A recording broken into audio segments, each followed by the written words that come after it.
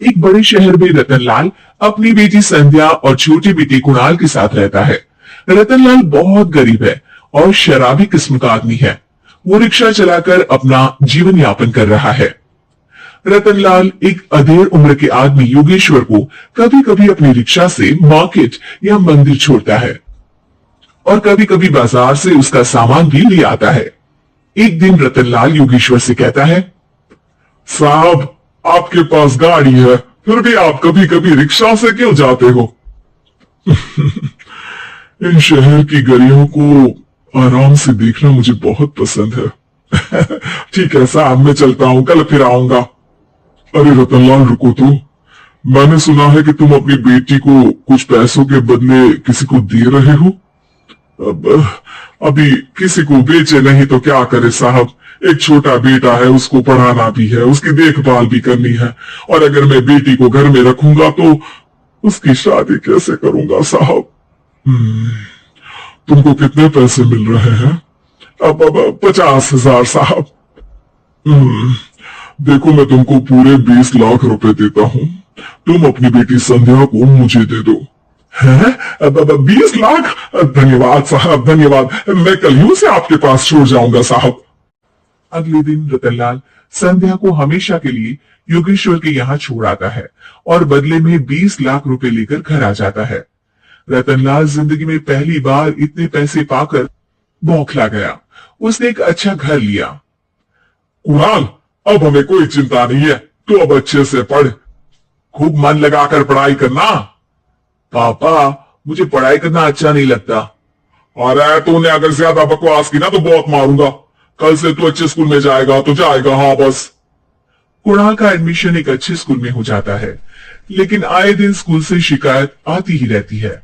10 साल बाद एक दिन प्रिंसिपल मैडम रतनलाल को स्कूल में बुलाती है। रतनलाल, आपका बेटा कुणाल बहुत आवारा हो गया है और ये बिल्कुल भी पढ़ाई नहीं करता है, बल्कि उसका दिमाग गलत कामों में जा रहा है। मैं उससे बात करूंगा मैडम। ठीक है, आज ये आखिरी मौका है, अगली बार तो मैं उसे स्कूल से ही बाहर निकाल दूंगी। रतनलाल घर आ जाता है और कुणाल से कहता है, कुणाल बेटा, मैं तुम्हारे ऊपर इतना पैसा लगा रहा हूँ, फिर भी तुम स्कूल में सही से क्यों नहीं पढ़ते हो? आप तो रहने ही दीजिए, मैं सब जानता हूँ कि ये पैसा कहाँ से आया है, और वैसे भी अब ये पैसा मेरा है। मेरा जो भी मन होगा मैं करूंगा। आज के बाद मैं कभी स्कूल नहीं जाने वाला। रतनलाल को अपनी बेटी की याद आती है और वो रोने लगता है। 5 साल बाद कुणाल एक दिन एक लड़की को शादी करके घर ले आता है।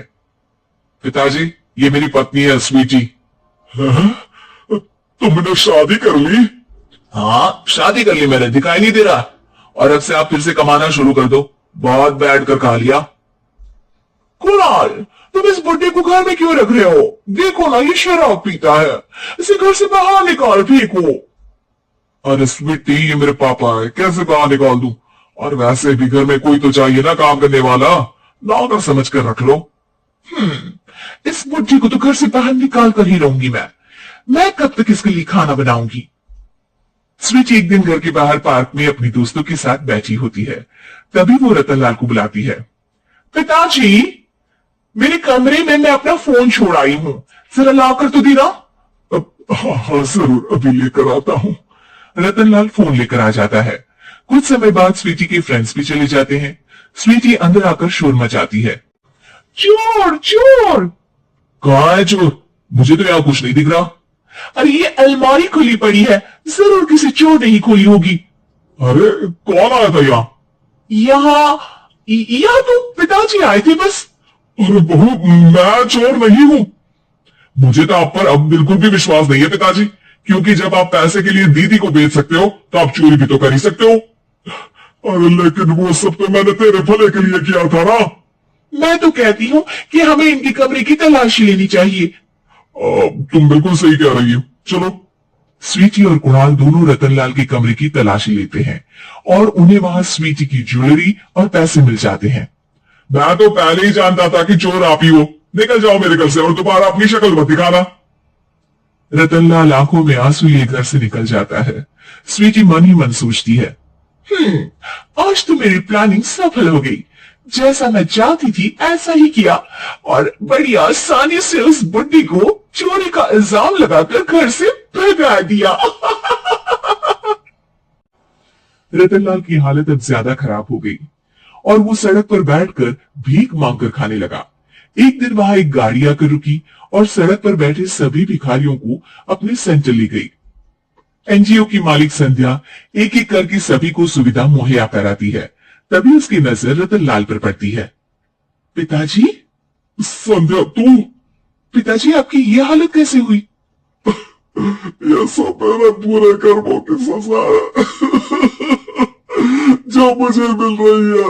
मुझे माफ कर दे बेटी।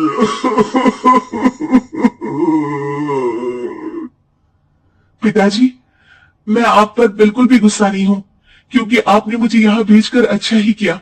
मेरी जिंदगी बदल गई। लेकिन ये सब हुआ कैसे बेटा?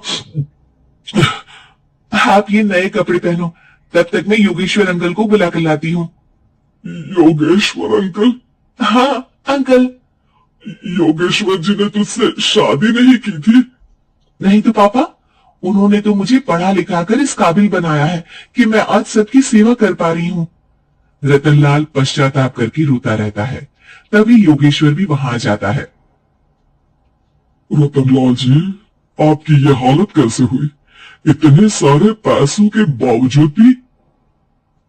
क्योंकि मैंने बेटे और बेटी में भेदभाव किया था। लेकिन आपने ये कैसे किया? मुझे ये जानना है, बताइए। सालों पहले जब संध्या छोटी थी, तब मैंने एक बार एक आदमी से तुम्हें बात करते हुए सुना था, जो कुछ पैसों में संध्या को तुमसे खरीद कर शादी करना चाहता था। मैं उस समय एनजीओ में बच्चों के लिए ही काम कर रहा था और मैं किसी भी लड़की की जिंदगी खराब होते नहीं देख सकता था।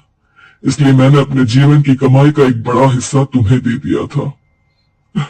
सच में कितना गलत था मैं। मुझे माफ कर दो। अब आप दोनों मेरे साथ घर चलो और आज मैं अपना सच्चा प्रायश्चित करना चाहता हूँ। योगेश्वर और संध्या रतनलाल के साथ घर जाते हैं। स्वीटी दरवाजा खोलती है। चोर भिखारी, तू फिर से आ गया? चल भाग यहां से बुड्ढे। ये घर तुम्हारे बाप का नहीं, मेरा है। बाहर निकलो यहां से।